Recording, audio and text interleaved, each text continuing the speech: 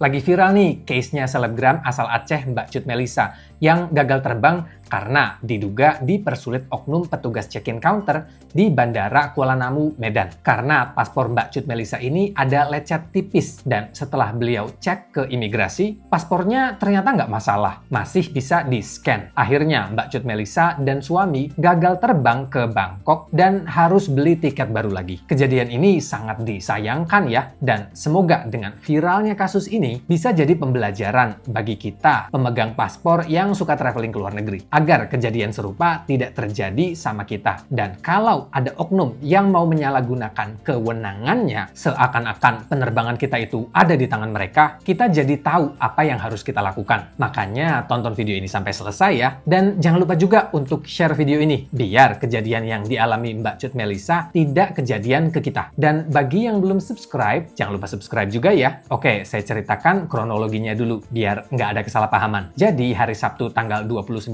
Juni kemarin, Mbak Melisa beserta suami dan teman-temannya mau terbang ke Bangkok dari Bandara Kuala Namu, Medan. Setelah sampai di bandara mau check-in, ternyata petugas check-in counter ini tidak mengizinkan Mbak Cut Melisa terbang karena ada lecet tipis di paspornya. Menurut keterangan dari Mbak Cut Melisanya sendiri, ia sudah berusaha membujuk agar si oknum ini mau ngasih boarding pass-nya. Tapi si oknum tetap kekeh tidak mau kasih boarding pass ke Mbak Cut Melisa. Mungkin di pikiran kita, kan bisa check-in online atau check-in mandiri. Ya iya sih, kalau kita nggak bawa koper bagasi. Tapi bagi yang bawa koper bagasi, kita ya harus tetap antri di check-in counter untuk men-check-in-kan koper kita ke bagasi pesawat. Akhirnya Mbak Cut Melisa ini berinisiatif untuk pergi ke bagian imigrasi untuk memastikan apakah paspornya masih layak atau tidak. Dan pihak imigrasi sendiri yang dalam hal ini paling berwenang untuk mengatakan kalau kita itu bisa lolos terbang atau tidak, itu tidak mempermasalahkan dan katanya paspornya masih bisa di-scan dan terbaca datanya. Akhirnya setelah mondar-mandir dari jam 1 sampai jam 3, beliau balik ke counter itu dan bilang kalau paspornya tidak ada masalah. Dan tanggapan si oknum dengan santainya tanpa rasa bersalah, dia bilang, "Iya Mbak, tapi pesawatnya sudah terbang." Merasa dipersulit dan dirugikan, sangat wajar kalau Mbak Cut Melisa marah dan mengungkapkan kekecewaannya karena merasa dipersulit sampai akhirnya gagal terbang. Dan beliau beserta suami harus beli tiket baru lagi agar bisa terbang ke Bangkok. Saya yang nonton berita ini dari YouTube aja ikut geram loh. Kok bisa-bisanya seorang petugas check-in counter bilang, "Kamu nggak bisa terbang karena paspornya lecet." memang kalau paspor kita rusak, terutama di bagian data kita yang ada foto dan sebagainya, kemungkinan besar kita ditolak. Dan itu di bagian imigrasi ya. Tugas check-in counter hanyalah meng-issue boarding pass bagi para penumpang selagi semua data yang ada pada paspor atau KTP untuk penerbangan domestik itu sama dengan data yang kita isi saat kita membeli tiket pesawat dan menunjukkan semua dokumen lengkap. Kecuali ya,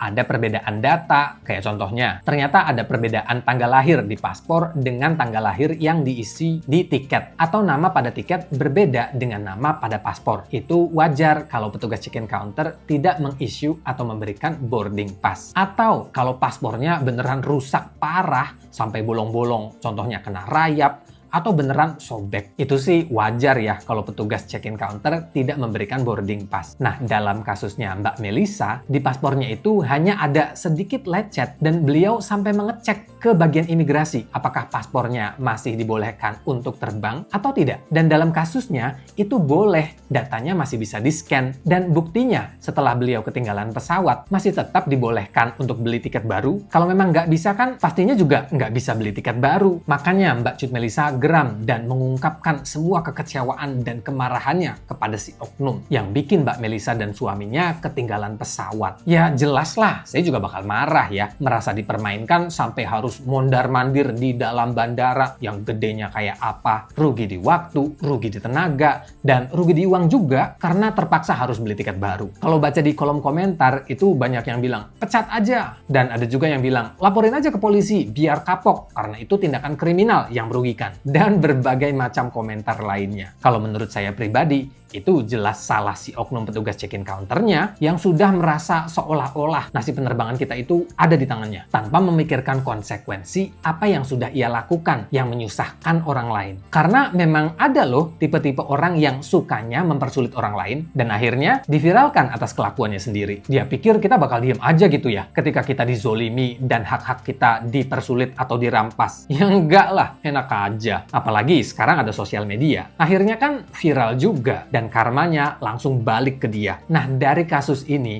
ada beberapa hal yang penting banget yang perlu saya sampaikan agar kita semua tidak mengalami kejadian yang dialami oleh Mbak Cut Melisa. Dan bagaimana kalau kita berada di posisi beliau? Apa yang harus kita lakukan agar kita tidak ketinggalan pesawat? Oke, pertama, saya ingatkan lagi, tolong jaga kondisi paspor kalian. Simpan di tempat yang aman, tidak lembab, tidak terpapar langsung dengan sinar matahari, tidak dicampur dengan barang-barang yang ada cairannya, seperti ditaruh di laci yang ada botol-botol parfum atau skincare cair yang mungkin nggak sengaja ketumpahan. Simpan di tempat yang setidaknya paspor kita itu terlindung dari gesekan-gesekan benda tajam. Kalau bisa ada dompet khusus buat nyimpen paspor. Jadi bukan sekedar cover ya, tapi itu semacam pouch yang ada zippernya. Biar paspor kita aman dari gesekan dengan benda lain dan biar nggak lecet atau sobek. Dan aman juga dari tumpahan cairan secara langsung. Karena yang ditakutkan adalah kita ketemu dengan oknum-oknum yang mempersulit seperti pada kasus Mbak Cut Melisa ini. Dan kalau nih ya, sampai paspor kita itu beneran yang rusak dan nggak bisa di-scan di imigrasi, itu kerugiannya banyak ya. Kita jadi gagal terbang ke luar negeri, tiket pesawat dan booking hotel juga hangus. Dan tahu sendiri kan, ngurus paspor itu ribetnya kayak apa. Kadang kita malah nggak dapat antrian dan harus nunggu antrian di bulan-bulan berikutnya. Atau pengajuan paspor kita dipersulit atau ditolak karena satu alasan dan lain hal. Maka dari itu, please banget paspor kita dijaga. Lalu apa yang harus kita lakukan saat kejadian yang dialami Mbak Cut Melisa ini